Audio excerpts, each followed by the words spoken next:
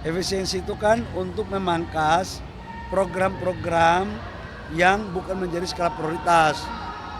Rapat-rapat yang terlalu banyak, berangkat-berangkat ya, terus seminar-seminar, terus ada beberapa program-program yang mungkin diperiksa yang tidak bisa mewujudkan KPI.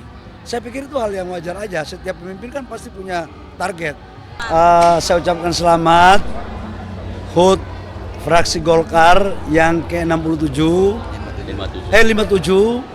Semoga di HUT yang ke-57 ini fraksi Golkar selalu menjadi fraksi terdepan dalam memberikan kontribusi kepada pembangunan bangsa dan negara lewat dukungan kepada program-program pemerintah, khususnya Bapak Presiden Prabowo dan Wakil Presiden Mas Gibran Rakebuming Raka. Dan saya yakin dan percaya bahwa seluruh kader yang tergabung dalam fraksi Golkar akan betul-betul mampu melakukan yang terbaik untuk memperjuangkan apa menjadi hak-hak rakyat. Ya. Pak Bahlil, satu dong ini ada KLB-nya tugas luar biasanya Partai Gerindra. Nah ini mengamanatkan Pak Prabowo menjadi ketua lagi. Mungkin ada pandangan sendiri dari Pak Prabowo. Saya pikir saya ucapkan selamat ya. Saya ucapkan selamat dan penghargaan yang luar biasa atas terpilihnya Pak Presiden Prabowo untuk menjadi Ketua Umum Gerindra sekaligus menjadi Ketua Dewan Pembina juga ya. Hebatlah, pasti dong. Kita doakan Partai Gerindra ke depan sukses terus, maju terus, sudah bertentu dengan bersama-sama Golkar maju terus ya. Oke. Satu lagi Bang, soal Saminirba Pak. Soal Saminirba kan balik ya Bang. Iya, kita kan sudah ajukan DIM-nya ya.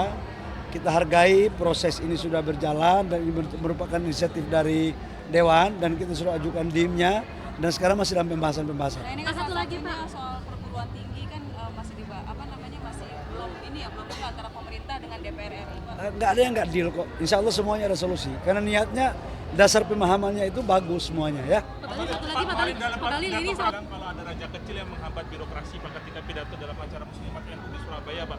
Itu bagaimana Pak soal raja-raja kecil yang mengganggu proses birokrasi terutama saat efisiensi anggaran ini Pak? Saya pikir Bapak Presiden Prabowo kan punya visi dan punya program. Dan untuk menjalankan visi punya program itu harus betul-betul patuh pada apa yang sudah disampaikan oleh pimpinan, dalam hal ini Presiden. Jangan ada yang menghambat, nggak boleh. Apalagi menteri-menterinya. Kami ini kan pembantu itu kan adalah pembantu Presiden, menteri itu pembantu Presiden. Pembantu aja nggak boleh berbeda sama Presiden, apalagi yang lain. Itu maksudnya ya. Kau zikir dulu lah baru kau tahu ya. terkait Pak anggaran efisiensi yang Kemenq Menyangkut efisiensi, ini sebenarnya niatnya itu sangat baik. Efisiensi itu kan untuk memangkas program-program yang bukan menjadi skala prioritas. Rapat-rapat yang terlalu banyak, berangkat-berangkat ya, terus seminar-seminar, terus ada beberapa program-program yang mungkin diperiksa yang tidak bisa mewujudkan KPI.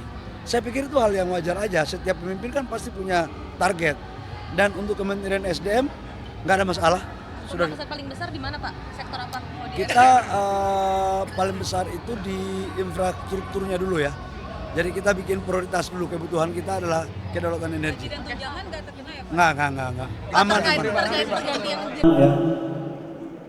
Menteri Koperasi, Menteri UMKM, Melki Lakalina, Wakil Ketua Umum yang sekaligus Pak Nusron, Menteri ATR Daun dengan isu penyelesaian lahan dan seluruh jembatan-jembatan, dan Pak Doli, Wakil Ketua Umum Bidang Pemenangan Sumatera dan Wakil Ketua Balik. Ada Kanda Andi Matalata, ada Pak Mekeng, Pak Robert Kardinal. Di usia yang ke-57 tahun sudah barang tentu fraksi Golkar salah satu fraksi yang mempunyai pengalaman panjang dalam membangun dialektika, dinamika, lobby maupun melakukan gerakan-gerakan tanpa bola dalam menggolkan apa yang menjadi arah kebijakan partai untuk kemudian diperjuangkan lewat DPR, baik fraksi maupun alat kelengkapan dewan yang lainnya. Nah, satu penghormatan itu.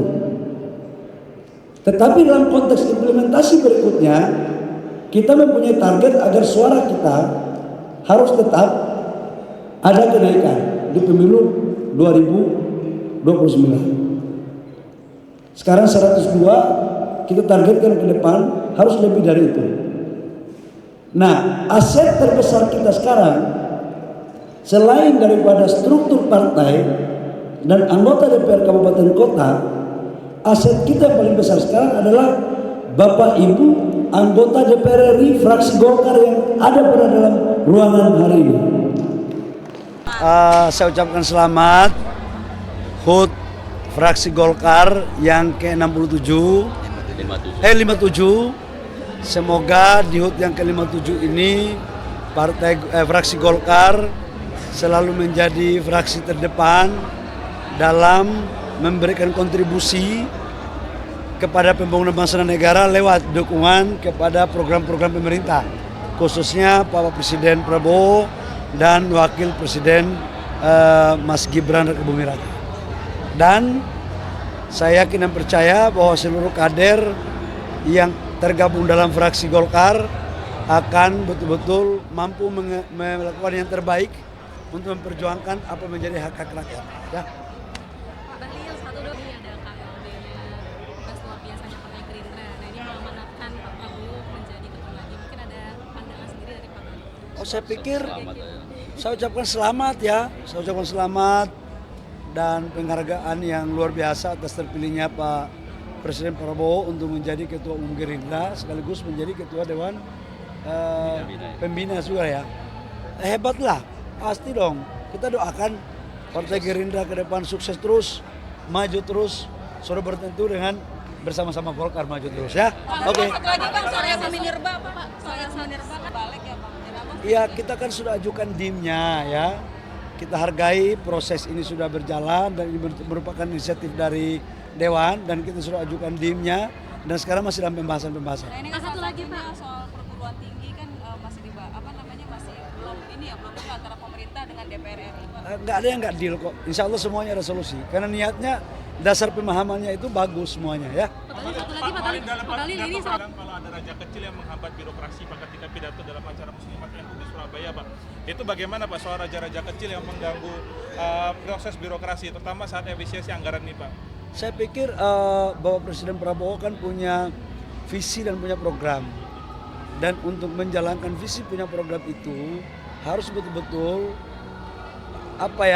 patuh pada apa yang sudah disampaikan oleh pimpinan, dalam hal ini Presiden.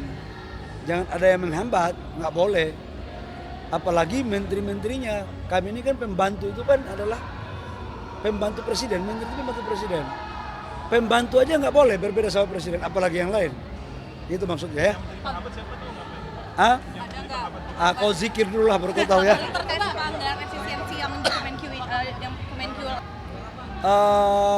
Menyangkut efisiensi, ini sebenarnya niatnya itu sangat baik. Efisiensi itu kan untuk memangkas program-program yang bukan menjadi skala prioritas. Rapat-rapat yang terlalu banyak, berangkat-berangkat ya. Terus seminar-seminar. Terus ada beberapa program-program yang mungkin diperiksa yang tidak bisa mewujudkan KPI. Saya pikir itu hal yang wajar aja. Setiap pemimpin kan pasti punya target. Dan untuk Kementerian SDM nggak ada masalah. Sudah. Paling besar di mana Pak? Sektor apa? Kita paling besar itu di infrastrukturnya dulu ya. Jadi kita bikin prioritas dulu, kebutuhan kita adalah kedaulatan energi. Dan tunjangan nggak terkena ya Pak? Nggak. Aman.